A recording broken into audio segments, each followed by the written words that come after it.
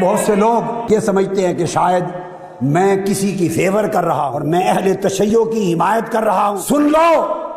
کسی کی حمایت نہیں، میں سنی العقیدہ ہوں، میں اہل سنت والجماعت ہوں، میں حنفی ہوں، امام اعظم ابو حنیفہ کا مقلد ہوں، میں قادری ہوں، سیدنا غوث العظم شیخ عبد القادر جیلانی کا غلام ہوں۔ میری سنیت میں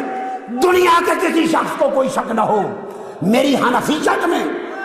کوئی شک نہ ہو، میں صحابہ اہل بیت سب کا غلام ہوں اور ائمہ سب کا غلام ہوں۔ مگر یہ بات جرأت سے اس لیے کہہ رہا ہوں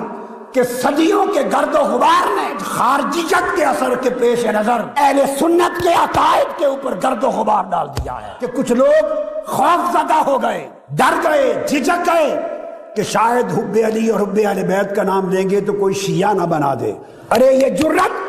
امام شافعی سے سیکھو، امام شافعی نے حب اہل بیت کا درس دیا۔